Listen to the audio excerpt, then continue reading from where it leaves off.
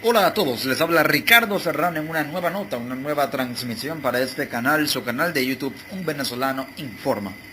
En Venezuela el escenario, la crisis política,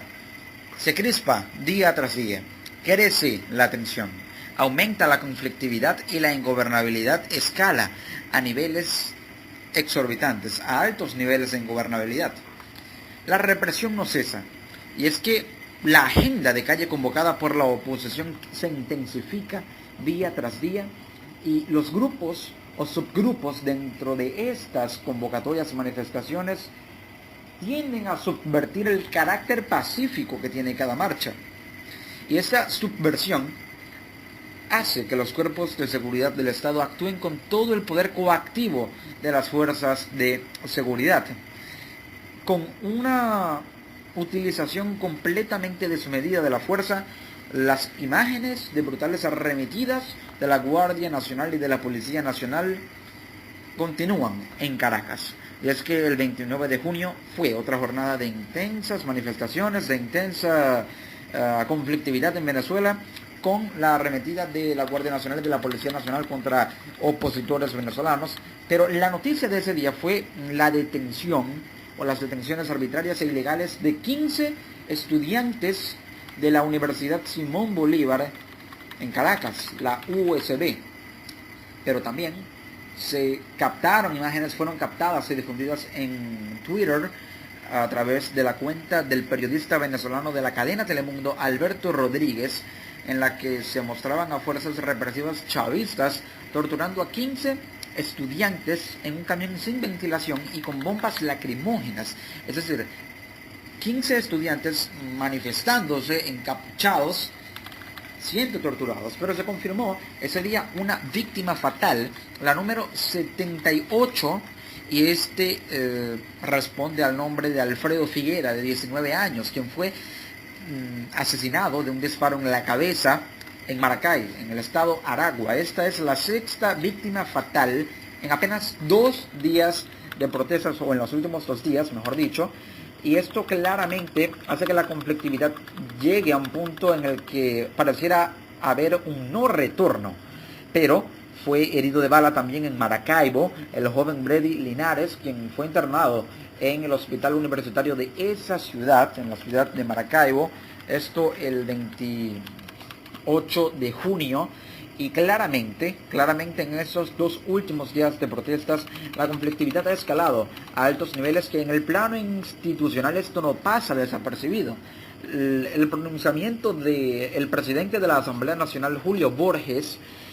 acerca de que la Asamblea Nacional va a transmitir cuanto antes la autorización de la designación del vicefiscal que solicitó el Ministerio Público, habla de que la Asamblea Nacional en conjunto con el Ministerio Público están en conchupancia para hacer frente al Estado, para hacer frente al gobierno y generar una alianza bilateral que permita contrariar la fuerza de la unión entre el gobierno o el Poder Ejecutivo y el Poder Judicial, el Tribunal Supremo de Justicia. Hay un claro enfrentamiento de poderes, una disfunción completamente anómala en el Estado venezolano, hasta el punto de que el Estado de facto ha sido disuelto porque no hay una cohesión como tal entre las instituciones y los órganos del poder público. Por lo tanto, en Venezuela hay una situación de no Estado, o una situación en la que el Estado está prácticamente disuelto, de facto, en la práctica por el enfrentamiento político que hay debido a la conflictividad y a la ingobernabilidad. Factores que han hecho que el Estado venezolano quede relegado, y al quedar relegado en la práctica no existe, aunque en lo teórico y lo sustancial, democrática y políticamente hablando, sí exista. Es allí pues que esta tesis se sustenta en el argumento de que en Venezuela no hay una cohesión en el Estado o entre los poderes del Estado, por lo tanto podría no haber Estado en Venezuela. Pero sumado al escenario de la conflictividad por la represión, fue denunciado y fue informado que existe una red en la que se trafican o son traficados los detenidos en las protestas por parte de los funcionarios de la Policía Nacional y de la Guardia Nacional, quienes estarían involucrados en esa red de tráfico, y estos presuntamente presionan a los familiares de los detenidos por altas sumas de dinero que van desde los 500 hasta los $1,000, Es decir, que presionan a los familiares con el cobro de vacunas de 500 y 1000 dólares para liberarlos. Y de lo contrario, no serían liberados. Esto no es novedoso, pero se está aplicando concretamente a los detenidos en el Rosal. Estos fueron los estudiantes de la Universidad Simón Bolívar detenidos, 15 estudiantes detenidos, y claramente evidencia una completa totalitarización o situación de absoluto totalitarismo en el Estado venezolano. En el plano internacional, la presión también continúa, porque no es solamente en el plano interno o en el plano nacional. Esto se evidencia con la reunión bilateral entre los cancilleres de España y Estados Unidos, los ministros de Relaciones Exteriores, Sebastián Dastis y Rex Tillerson, el primero ministro de Asuntos Exteriores de España y el segundo secretario de Estado de Estados Unidos. Ambos analizan opciones para aumentar la presión sobre Venezuela. Ahora, esta denuncia acerca del presunto cobro de vacunas por parte de funcionarios de la policía y de la Guardia Nacional contra los familiares de los detenidos, de 500 a 1000 dólares para liberar a sus familiares, a sus hijos, es hecha y difundida por el periodista Alberto Rodríguez de la cadena Telemundo, periodista venezolano. El diario El Nacional se hizo eco de esta noticia y también de lo que ocurrió en esta reunión entre Alfonso Dastis y Rex Tillerson en este marco de la primera visita oficial del ministro de Asuntos Exteriores de España a Estados Unidos, difundido y publicado por la agencia EFE. Ambos acordaron en esa reunión que, y cito, hay que seguir aumentando la presión para que Venezuela vuelva a ser una democracia, e indicó que se trabaja sobre un posible encuentro entre los presidentes de España, Mariano Rajoy, y Estados Unidos, Donald Trump, para otoño. Hay que seguir aumentando la presión para que Venezuela vuelva a ser una democracia, se libere a los presos políticos y haya elecciones de verdad, libres, universales y secretas. Esto se lo dijo Dastis